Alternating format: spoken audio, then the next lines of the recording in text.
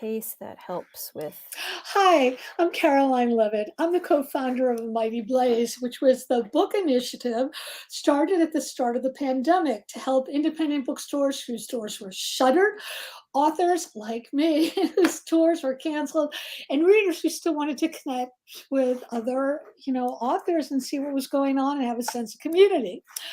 So we have a really special day today. We have Celeste Ng. Here's your gorgeous cover, Our Missing Hearts. And as I told Celeste, I color matched my fingernails as I have them to go with her book. So Celeste is the #1 New York Times best-selling author of Everything I Never Told You, a great book, Little Fires Everywhere, another brilliant book, which was also made into a critically acclaimed TV series. She's a recipient of fellowships from the National Endowment of the Arts, the Guggenheim Foundation, and her work has been translated in 30 languages. She's brilliant. She's funny on Twitter, and she also gave me a lot of help about dual timelines on Twitter. So Our Missing Hearts, you could say it was a dystopian novel, or you could say it's just a really prescient novel about family relationships and what's going on in our world. The first half is narrated by Bird, a 12-year-old boy who is searching for his mother, a so-called terrorist against the system and the laws that aim to preserve so-called American culture. Sound familiar, right? The second half is from the mother's point of view when she is found. The book's about power and powerlessness. It's really about what art can do and what love can do, and about the devotion of a mother to her son and vice versa. It's just, a genius book. It's got raves from the New York Times, the LA Times, and really from everyone, including all of us at the Blaze and all of the people who have responded saying, oh, I can't wait to see her talk and ask her questions. So welcome, Celeste Ng. We are thrilled to have you here. Caroline, thank you so much for having me on. I'm so excited to be here. So you didn't start out to write a dystopian novel. So tell us about the journey. Was there a specific moment when you knew the novel was sort of edging into that territory? And did you initially resist it, or did you say, okay, I'm going to go with that? This is important. Yeah, I started the novel really thinking about the family relationship. So in my second novel, Little Fires Everywhere, there's a creative mom. She is a visual artist, and her daughter puts up with quite a lot, actually, to support her mother's work. She really seems to understand why her mom finds this so important. And I started thinking, what if there was a parent and a child, and the child didn't get that, and maybe even saw the work as like a rival to him? And so that was the relationship that I was sort of toying with. And while that idea was percolating in my mind, the 2016 presidential election happened, and we started to see a really scary rise in the far right. The real world started to really feel kind of dystopian, and that kind of started bleeding into the novel. And at a certain point, I realized that in order to answer the questions that I was asking myself as a parent and as a person, and that's always what I do in a book. I feel like I'm working through my own questions and interests and obsessions. In order to try and work through those questions, I realized I was going to need a little space from the world that we were in. And so I decided to make the novel a dystopia. You'd asked if I resisted it. Yeah, I think I did, because I didn't know how to do that. I never thought of myself as writing anything other than basically realistic fiction. And it was really intimidating to me to think about doing something that felt that different. But it is realistic. I mean, to a certain sense, what's going on in the book is mirrored in our society today, which makes it really scary. I want to talk about the structure, because I just love the structure. The whole first half, we're in Bird's head, and he's on a quest to find his mother and to find out, what did she do? Who was she? How can I find her? Why did she leave me? And then you get to part 2, and it's like if the first part has the question, the second part is the answer in a lot of ways, and we get into the mother's head. Was this always your intention to do it this way, or was there ever any other structure? Yeah, I think I'm really interested in seeing multiple sides of the same story, because you never get the full picture if you're just getting one character's point of view. You never get the Right. full picture if you only see one side of the story. And it's not even that there are both sides. It's sometimes that there's many sides. And I wanted to explore the story from Bird's point of view. He's 12 at the beginning of the book, because that felt like an age at which you start to get a sense of the bigger awareness of the world. You start to get a sense of the context you're living in, the history that's come before you. And at least in my own life, I started to realize at that age that my parents were actual people outside of being my parents. They had, they had things that they did, they had things they cared about, they'd had lives before me. And I wanted Bird to kind of have that kind of gradual awakening to the larger world around him. But I also knew he wasn't going to be able to see the whole story because he's only 12, right? He can absorb a lot of this, but he doesn't have the context to make sense out of it. And so bringing in some of his mother's story, I think, was exactly what you said. It's a way of posing the questions and then getting at least some of the answers, sort of turning the Right. story around.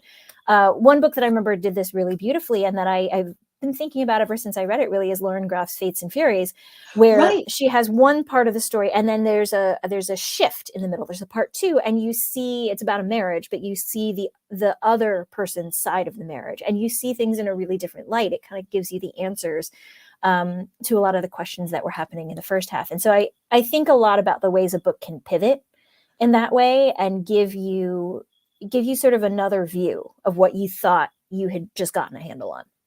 I thought it was perfect. So Bird's mother wrote a poem that became a rallying cry for those against this law called PACT, which seeks to preserve what those in power think is what America should be like, which is, of course, all white, mostly male, nothing different, all the same, without giving anything away. The book ends with this choice. You can go back, you can stay still, or you can move forward. Those are really interesting choices because each one has a cost. Can you talk about that and how people grapple with that, both in the book and perhaps in society today? Yeah. I mean, those are the questions that I feel like I'm asking myself more and more just as a person in society. Yeah. If you see things that are happening or you see problems that are happening, you always have a choice, right? You can try and do something about it, or you can just look away. And there's plenty of really understandable reasons that people do both of those things. But in the novel, I think the characters are sort of brought to this breaking point where they really have to decide where they stand. One of the features of the law that you mentioned, PACT, which is it's supposed to punish anyone who's seen as acting un-American, and you can Right. imagine, right? Right. You can imagine the ways that might be interpreted subjectively. One of the things that happens is if you're seen as acting un-American, your children can get taken away. And for me, I think, of course, I have principles. I want to live by them. I want to stand by them. I want to stand up for the things that I think are right. That calculation gets really complicated if you start thinking that your family or your children might be put in danger, right? I think for a lot of people, that's a reason, and a really valid reason to kind of pause for a second.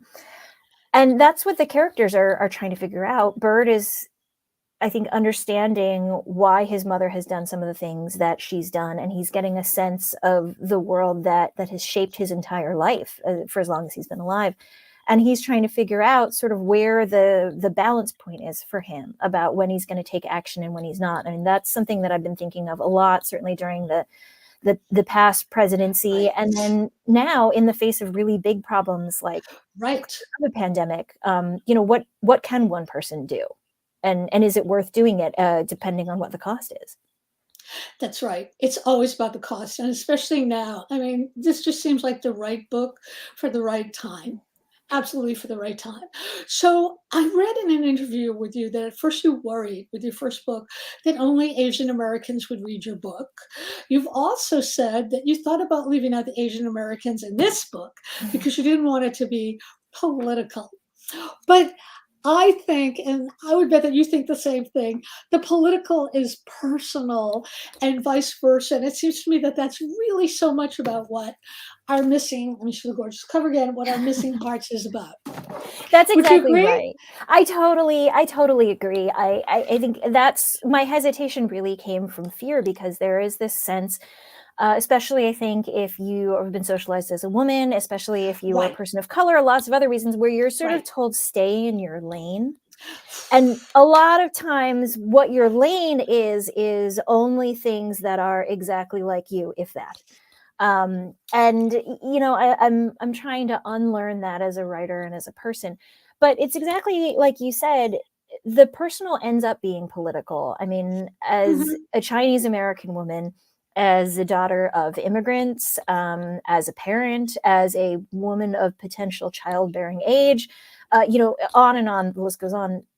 Each of us, our existence is politicized, whether we like it or not. And so, in a way, I had to kind of get over that fear and go, okay, I do think this is worth writing about. I'm going to try. I'm going to dare to step out of the lane that's been prescribed to me in some ways. Great. Great. I want to talk about the language of the book, not just the writing, which is absolutely gorgeous. And I have to tell you that my niece, who's a young writer, Hilary Strong, told me that I had to tell you that she underlines all your sentences and she Oh, adores your work. So, Hilary, I did it. So, anyway, it's really interesting because Bird's dad is a linguist, but his mom is a poet. So I wanted you to talk about how these two things are used differently, because to me, linguists is all about getting at the roots of things, whereas poetry seems to be more about the future. So I could be wrong, but I would love to hear your take on it. I think that's right. We should remember that I'm biased as a creative writer and that linguists may have a very different feeling about it. But for me, linguistics, I love linguistics. As a college student, I took some classes in it, and I happen to have a linguist in the family as well. They both come from a huge love of words, I think, and just sort of what the stories of words are, what the powers of words are. All of that goes together. For me, what's fascinating about linguistics is the way, as you said, that you're kind of digging down deep to figure out what the roots of a word are, and also what all of the kind of layers of its meaning are. Oftentimes, there's not just one straight shot down to a root. I'm thinking like a tap root, like a dandelion. A lot of times, it's a spread, and you see that things are connected to each other in ways that you didn't realize they were connected to each other. In seventh and eighth grade, we had to take a bunch of languages, including Latin. And I loved my Latin teacher. She made a huge impression on me, first because she was a great teacher, but second because she took the approach of teaching us Latin through words that we knew. She would take words that seemed to be different from each other and she'd show us how they actually came from the same root. And essentially, what she was doing was she was telling us the stories of our own language. And it really made me recognize how there's metaphor and story built right into just everyday words that we use. Every phrase that we use, basically, at some point, is metaphorical. With poetry, or with writing in general, storytelling, any kind of creative use of it, I think of it, as you say, as kind of building upwards. Maybe you're Mhm. taking these words and you're interested in what's beneath it, but you're very interested in what you can do with them. There's a moment in the book where Bird's father, who's a linguist, talks about how the origin of the word for author is the word for to build up, to grow something, and then the origin of the word for poetry or for poems is piling up stuff. And I really love that idea, because in some ways that is sort of what you're doing. You've got these bricks and you're building something out of them. So for me, they start from the same love of words and they kind of go out in different directions. I want to talk about the stories threaded through the book, particularly The Boy Who Drew Cats, which is a story. I love that. I looked that up to see if it was a real book. This is a story that Bird remembers as a child, his mom reading to him. And throughout the books, there's all little clues about it, and it's in this secret library. So I wanted to know, it's a kind of fairy tale, and there's other fairy tales that wind their way through the book. Why are fairy tales so important? Because they are. Yeah, I I don't know. I've been thinking about that myself, because a lot of the stories that I remember from childhood are those stories that either were told to me as bedtime stories or stories that I read, Mhm. Grimm's fairy tales, Hans Christian Andersen, those kinds of things. And I also grew up with a lot of Asian fairy tales, Chinese, and then some Japanese and Korean stories. And part of it, I think, is that they feel both timeless. They feel sort of out of time, I guess, is maybe a better way of saying that. And then at the same time, they feel very alive and malleable. Um, when I go back to those stories, they speak differently to me now than they did Yeah, when I was a child, right? And the more I read them, the more layers I think I see in them, the more sort of facets there are to those stories. And if you look at the ways that they're sort of endlessly retold in literature, whether they're being redone in poems, we've got you can't see it because it's behind the computer, but I've got a copy of Transformations, which is a book of poems by Anne Sexton. And mhm, they're all retellings of Grimm fairy tales. And she retells them in I would say, a feminist, but also a very modern way. And she completely inverts a lot of them. And I think the reasons that those stories let us do that is that there's something about them that feels like they're still relevant to us. They're just enough of a framework that we can kind of read ourselves into them. So you start off maybe thinking that you're Cinderella, and then maybe when you get older, you start feeling some sympathy for, I don't know, the stepmother right. who maybe is not getting to tell her side of the story. Maybe there's something else there. I think there's just enough shape there that we can fill in, and that makes them really resonate at a lot of stages of life. So they keep coming back to us. Okay, I want to remind everybody out there, ask your questions to Celeste, just pop them in the chat and go to bookshop.org where you can buy all of Celeste's book, or you can walk down the street to your favorite indie.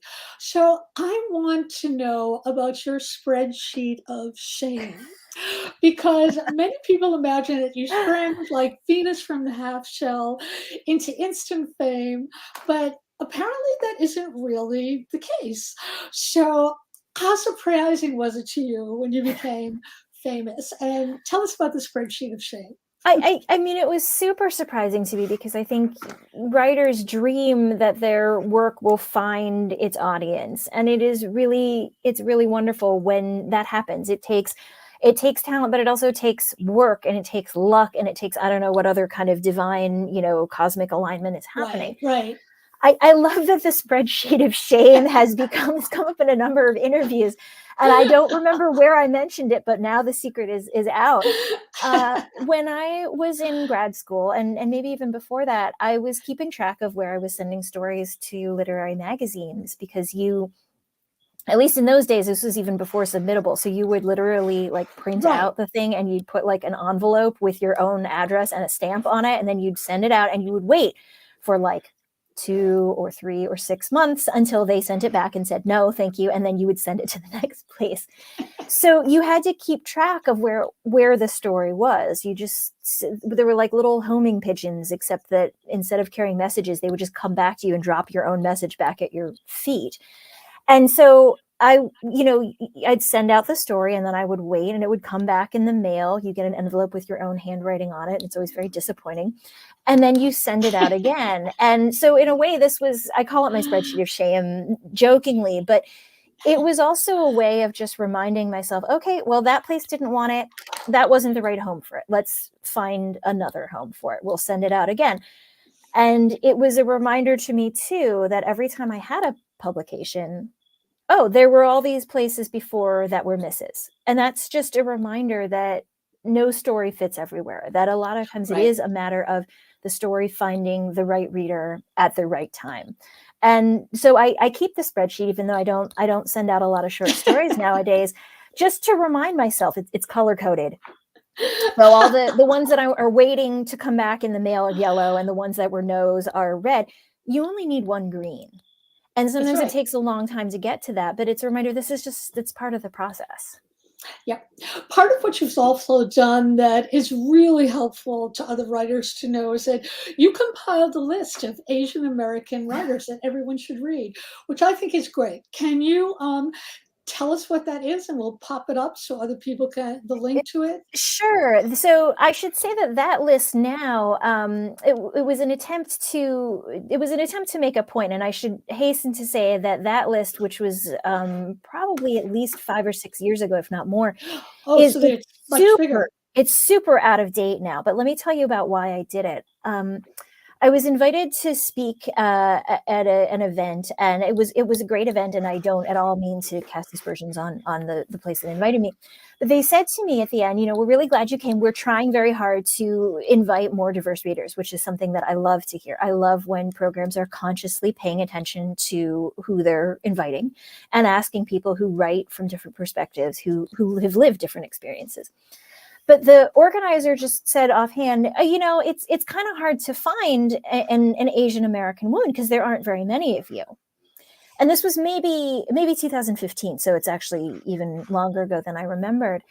But I just remembered thinking, is it hard? Are there not that many of us? And I wanted to see, because I thought, actually, I think there's kind of a lot of us. I think that we just aren't being seen. We're not very visible. We're being kind of pushed off to the side. And I was curious, so I just sent a note out on Twitter, because that's my social media of Mhm. choice, saying, hey, if you identify as an Asian American woman and you've published a book, because often that's what events are looking for, drop your name here. I'm just going to make a big list. And part of it was to serve as a resource, although of course the second that list was published, it was out of date, right? There have been so many more writers that have come up since then. But part of it was just to remind people that actually, if you go looking for any group of people, they're there. You have to sometimes make a point of looking to see what's right in front of you. A lot of times the problem isn't one of them existing, it's a problem of attention. Right. Okay. Can you talk about the stories we tell ourselves versus the stories we tell others, often about the same thing? Like when you were writing this book, I mean, you're creating this brilliant story. Was there a different underlying story that you were telling yourself as you were writing? I don't know. That's a good question. I have to think about it for a second.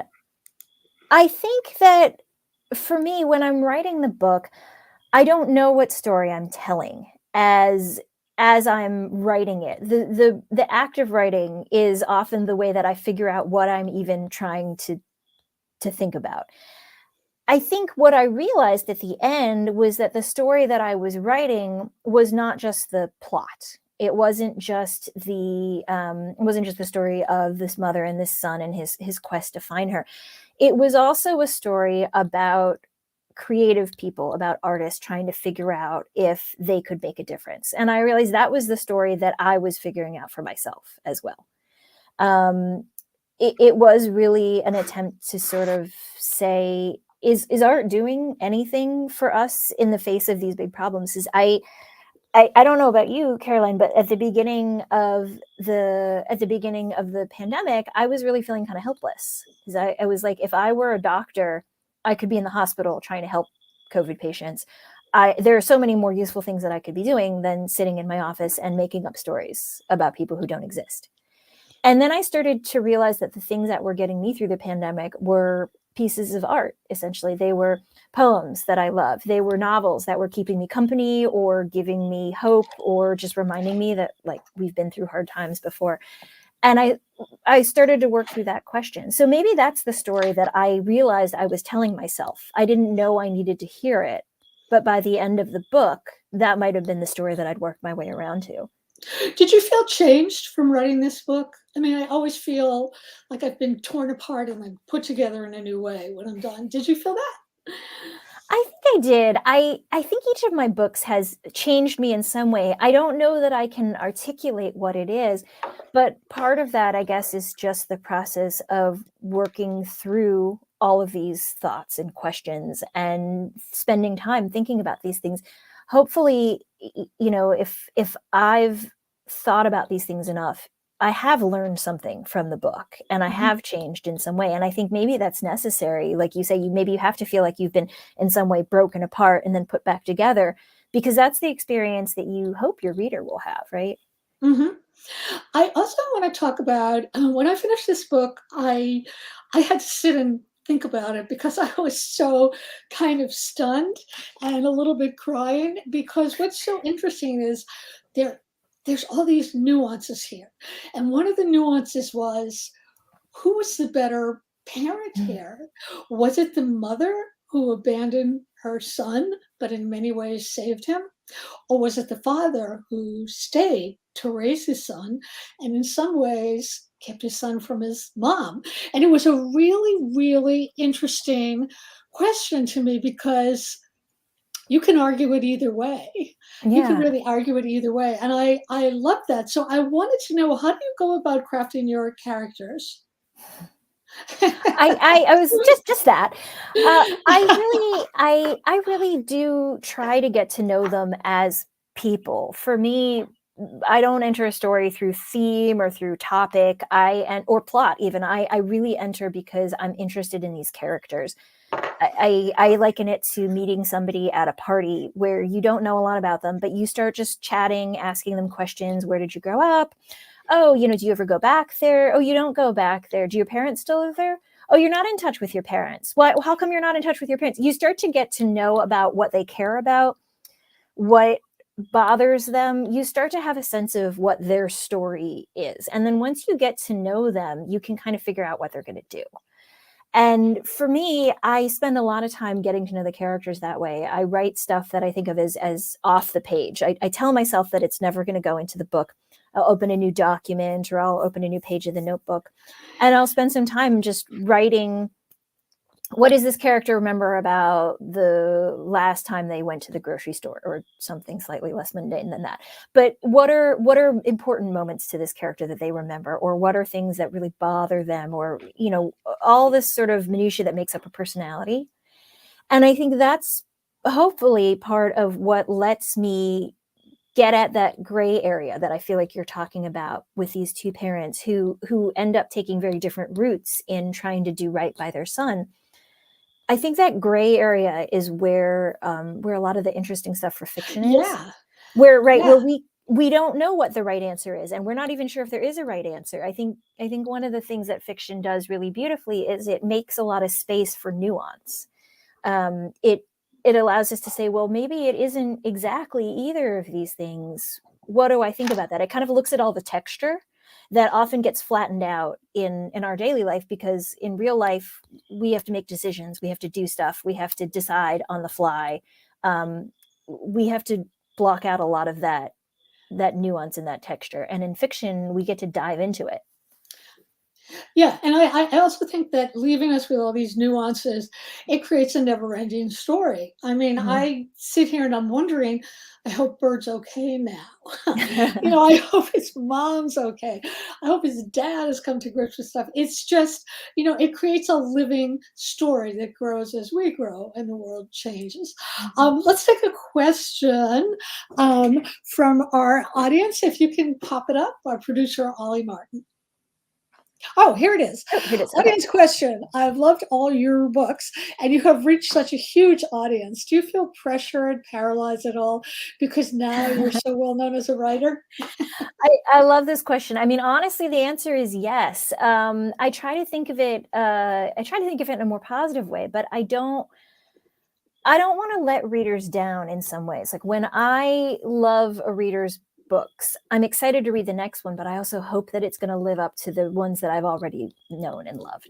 And so when I get to meet readers and they say, your book meant something to me, that's a huge thing to hear as a writer. And I want to do right by them with the next book. I don't want them to open up the next book and go, oh, wow, she really started phoning it in.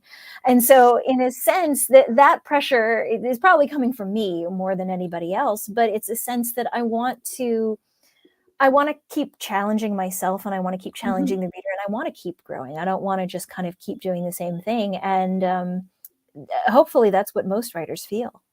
I think it is. Do we have another question, Ollie?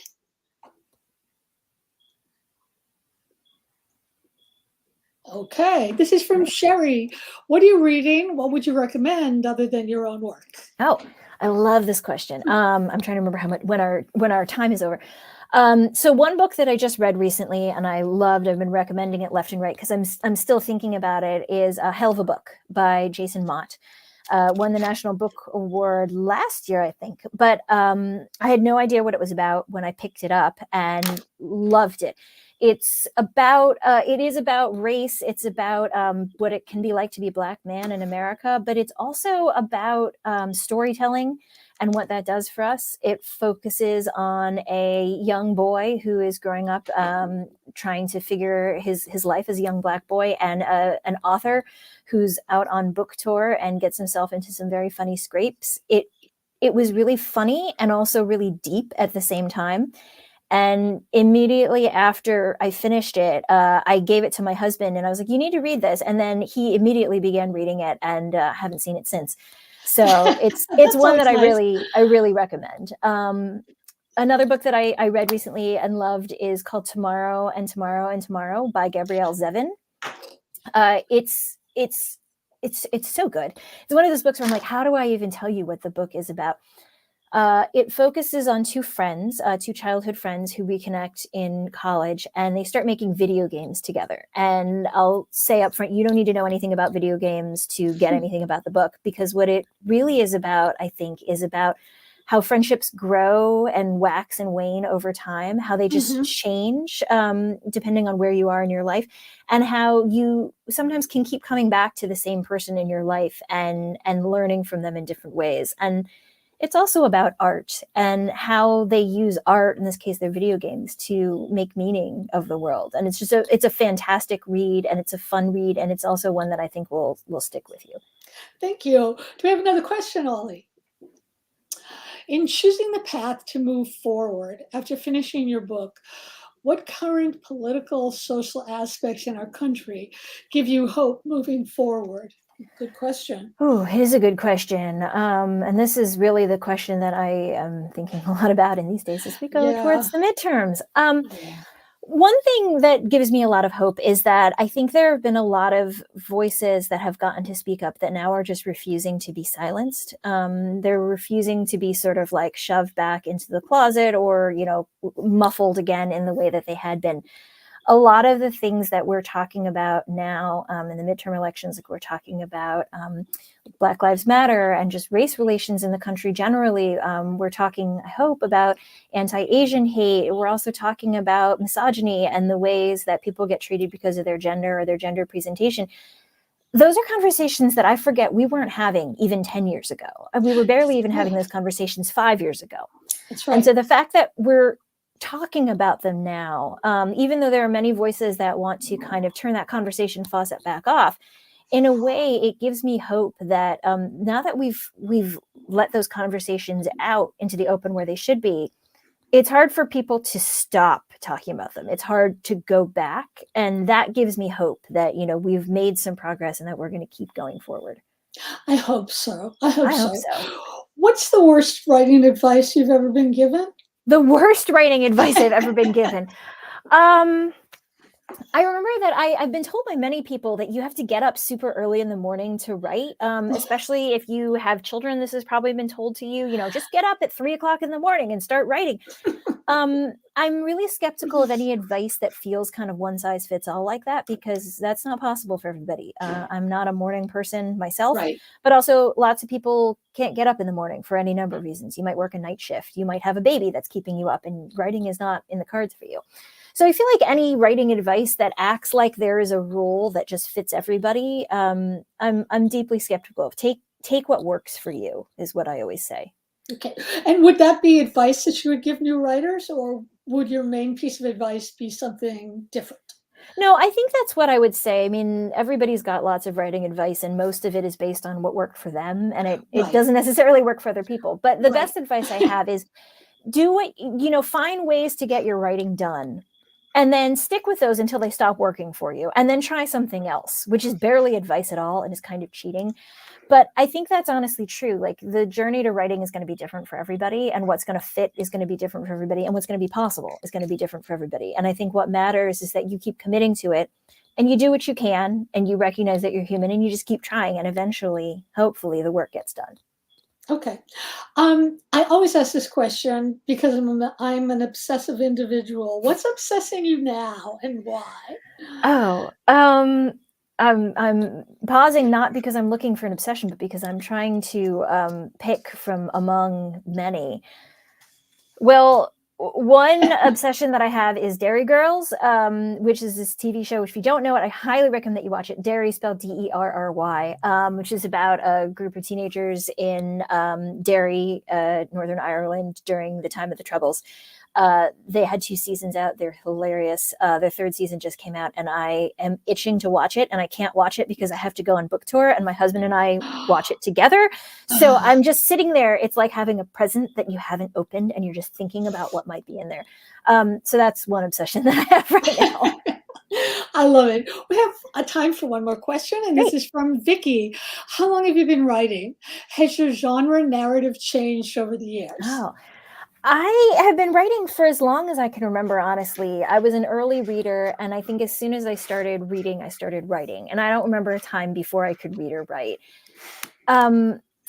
I think what the question asker probably really wants to know is how long did I think that I could be a writer as a job? Was I doing it seriously? And that really only since I graduated from college. So now at this point, it's 20 years. So I'm taking a minute to process that it's 20 years since I was like, I'm going to try writing. I think that my process has definitely changed just because I'm learning to follow my own instincts. I feel like that's a lot of what you learn just the more you write. You figure out what subjects interest you, and that might change, but you figure out where the energy is for you, and you learn to kind of move in that direction. And it's a moving target, but you learn to kind of home in on that. For genre, that's trickier. I don't know. People have referred to this book as a departure, or as it's being called dystopian. And for me, it doesn't feel super different. I think you were saying this at the beginning, Caroline, that it feels to me like a world that is very much like ours. Like there's no flying cars, Yeah. there's no aliens. But it feels in some ways like an extension of what I was doing before. To me, it's really a book about family and about what parents pass on to their kids or don't pass on to their kids or can't manage to pass on to their kids. It's about identity and figuring out sort of what your place is in the world, both the place you want and the place that you're accorded by the rest of the world, and about art and what power or value art has in helping you figure any of that out. So I guess maybe the answer is the themes have stayed the same. I don't know about the genre, but we'll have to see what the next book brings, I guess. Well, we can't wait. So I want to thank everybody who showed up for this amazing interview. I want to thank our fabulous producers and hosts, Ollie Martin and Mark Cecil. Most of all, I want to thank you, Celeste. I'm so thrilled to have you here. And I want to tell everybody, look at this gorgeous cover. It's and what's inside is like 10 zillion times more gorgeous. Go and get this book. And yes, that's an order. You have to go and do it and get all of Celeste's other books. Thank you all so much. We'll see you all next time. And this was going to be on YouTube, so you can tell your friends if they want to watch it later. They can whenever they want. So thank you and goodbye.